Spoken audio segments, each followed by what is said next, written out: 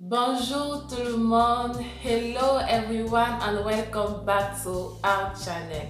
I hope today you are good, but if you are not, do not worry at all because God will take care of you, okay? He always does.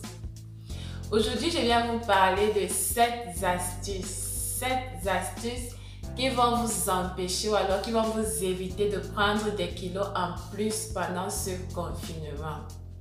C'est très difficile de maintenir son poids, même quand il n'y a pas le confinement. Donc imaginez alors passer toute la journée à la maison et réussir quand même à maintenir son poids. C'est difficile, n'est-ce pas? Mais je vous assure, ce n'est pas impossible. C'est très possible. Et ces 7 astuces que je vais vous donner, j'espère, vont vous aider énormément. En tout cas, moi, ça m'aide. Allons-y donc pour la première astuce. 1. Gardez un rythme de 3 repas par jour. Oui. If you are used to eat 3 times a day, continue eating 3 times a day. If it is 2, continue eating 2 times a day. Il est très important de garder son rythme alimentaire. Si vous mangiez d'habitude 2 fois par jour ou 3 fois par jour, continuez à garder ce rythme-là. Parce que si vous changez tout d'un coup, vous allez perturber votre métabolisme et cela va jouer énormément sur votre prise de poids ou bien sur votre perte de poids. Ok. Deuxième astuce. Maintenez une activité sportive. Yes. Maintain a sport activities. Vous savez, lorsqu'on sort, on dépense en énergie. Lorsqu'on marche, lorsqu'on travaille, on dépense en énergie. Mais lorsqu'on reste à la maison et qu'on ne bouge pas, la dépense énergétique est très réduite. Donc, il est important de maintenir une activité sportive. Il y a énormément de vidéos sur YouTube. Choisissez-en une qui vous intéresse et lancez-vous. Si vous ne connaissez pas comment bouger, quel exercice faire, ne vous en faites pas. Mettez juste une musique bien énergétique là et dansez. Si vous avez les enfants, dansez avec les enfants, transpirez et faites ceci pendant au moins 30 minutes par jour et je vous assure ce sera très bénéfique pour votre corps et pour votre poids. Ok? En 3, plan your menu. Yes, plan your menu. And when you are planning your menu, please include enough vegetables and fruit. Do not just buy stuff like meat, chicken, juice or stuff like that, okay? Include enough vegetables and fruit because it will be very helpful for your health, for your body and for your weight. En 4, distinguez entre la faim et le grignotage. Yes. Put a line between hunger and snacking. Comment est-ce que vous allez faire pour le distinguer? Eh bien, tout va se jouer au niveau du temps. Je prends un exemple. Si vous avez pris le petit déjeuner à 8 h du matin et qu'à 9 h, vous avez faim ou alors vous pensez que vous avez faim, ça, c'est pas de la famine, cher ami. C'est juste une envie de grignoter. Si par contre, vous avez faim aux environs de 11h30 midi, là on peut commencer à parler de famine parce que votre corps a eu le temps d'assimiler et de digérer ce qu'il a mangé le matin. Et à ce moment-là, on peut parler de famine.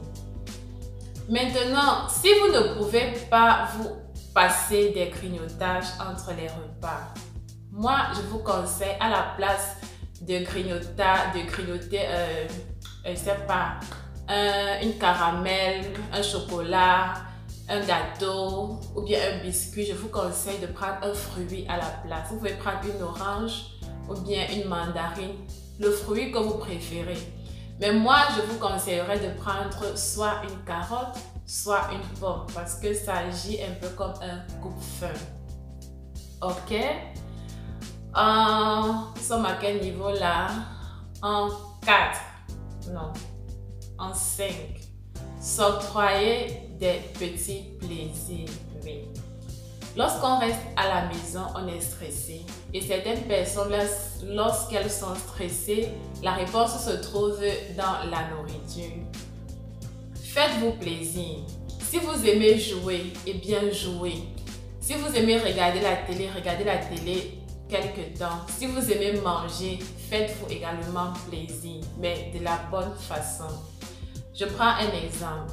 Si vous aimez des gâteaux, par exemple, faites-vous un gâteau, mais à la place de la farine blanche qui n'est pas très saine pour la santé, optez pour la farine complète ou bien pour la farine d'avoine ou bien pour les céréales. C'est très bon pour la santé. Et à la place du sucre, vous pouvez utiliser des fruits pour sucrer vos pâtisseries.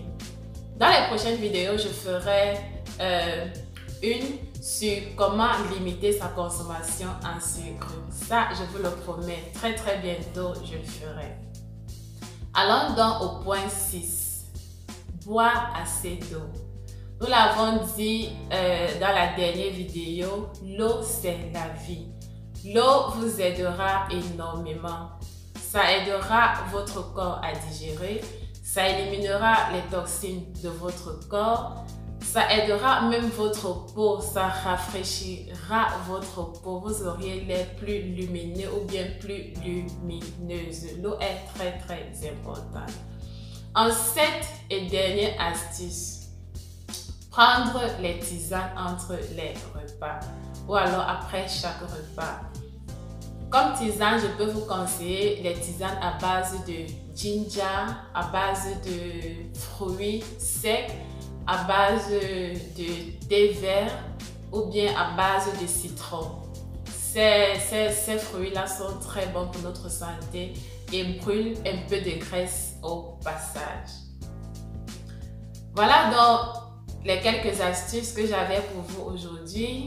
J'espère que vous avez aimé la vidéo. And I really hope those things will help you. I know it will help you because ça m'a aidé énormément, ok?